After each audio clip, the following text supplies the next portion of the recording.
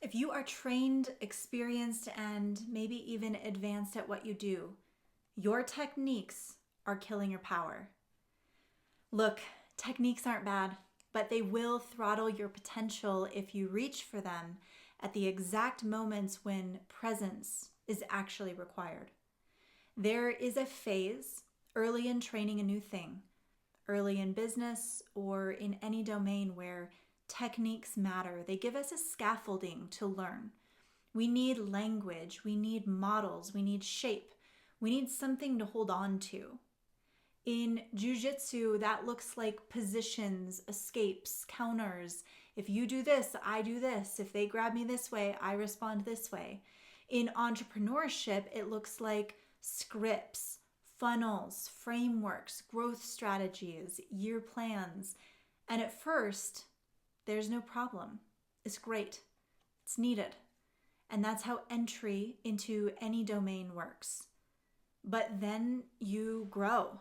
You start exposing yourself to bigger risks or play a bigger game, as they say.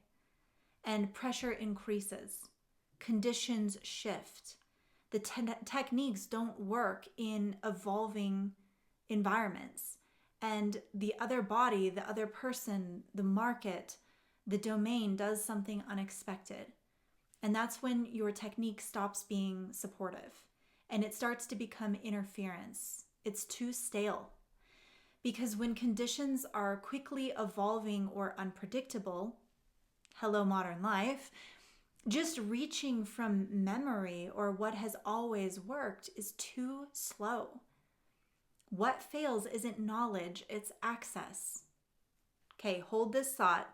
Quick orientation before we go further. If you haven't already, pause this video, go down to the description and take our free Somatic Skins quiz. Not every body, nervous system responds to pressure in the same way, and so knowing how yours organizes will change how you hear everything I'm about to say. You can come right back. Okay. In grappling, you can feel the exact moment when someone loses contact and goes into their head. Analysis or rehearsed techniques versus a responsive body. Their body feels different. It stiffens or lags. Breath shortens. Attention jumps from sensation into the head, into recall. And they're no longer behind the eyes. They're no longer with you in the exchange. They're searching their mind for the right move. And that half-second gap is enough to get reversed.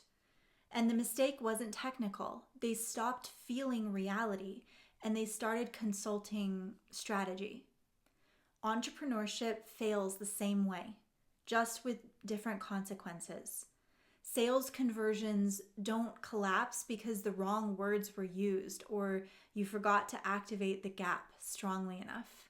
They collapse because the person leaves the room energetically and no one notices.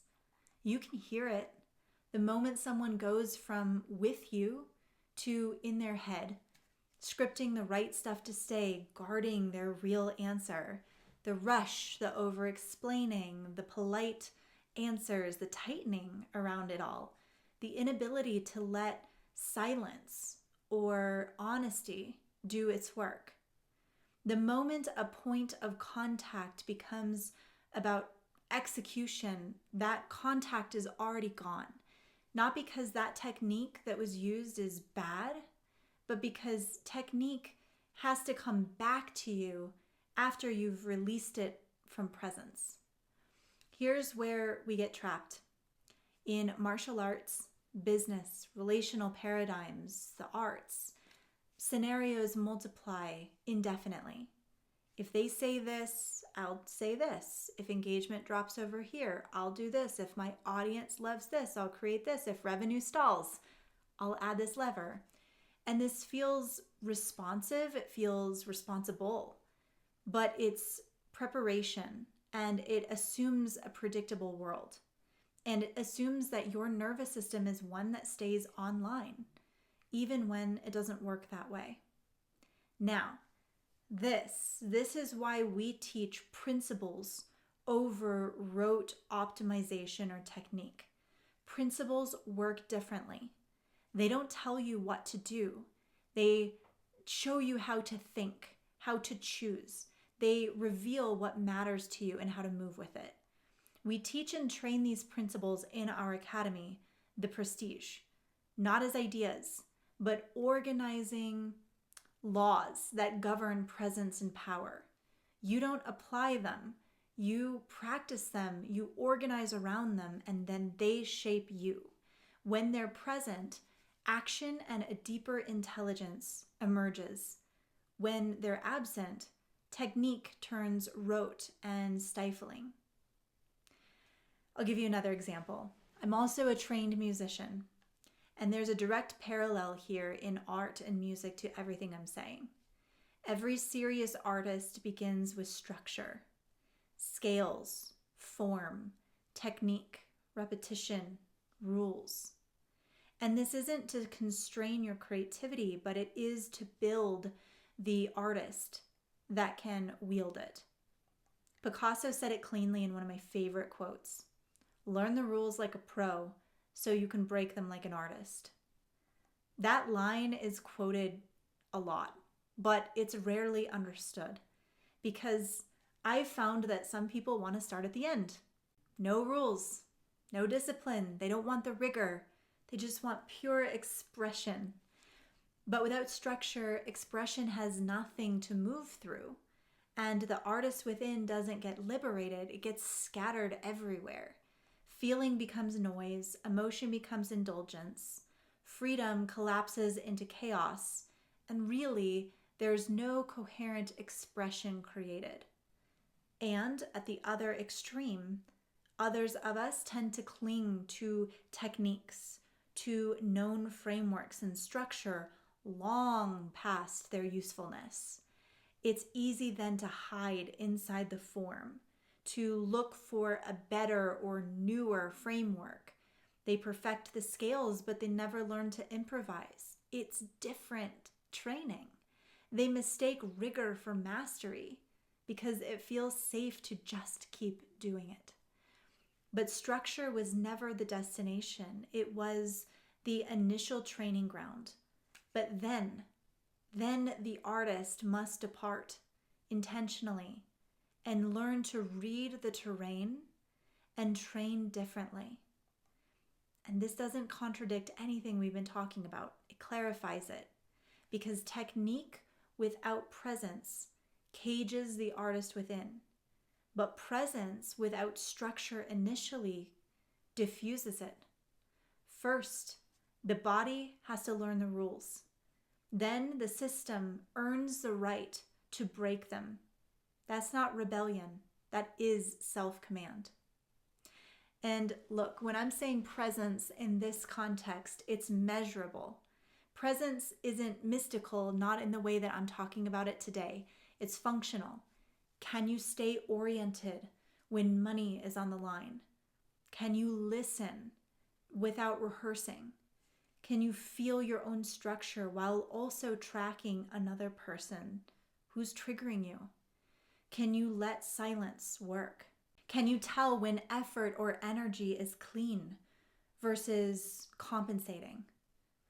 This is not a mindset issue, it's capacity.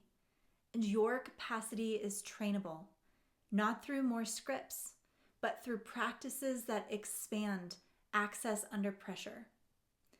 All right, to recap, let's pull it all together.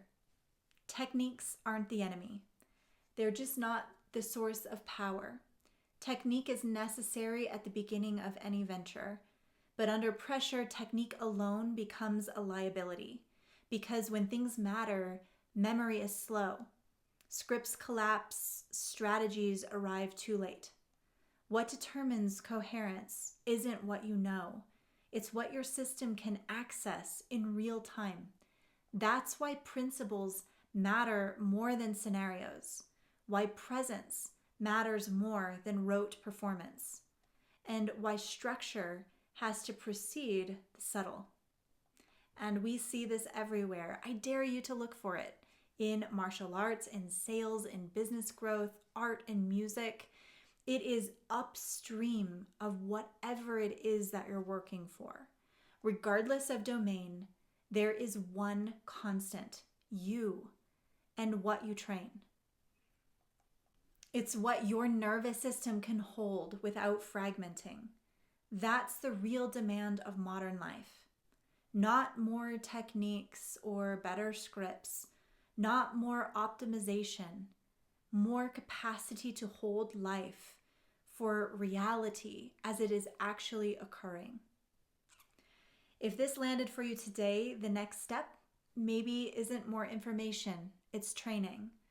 You can start by taking the Somatic Skins quiz, and it will show you how your nervous system organizes under pressure. And that context changes everything. Second, if you're looking for a place to actually train capacity under load, come find us. Explore the Prestige with us.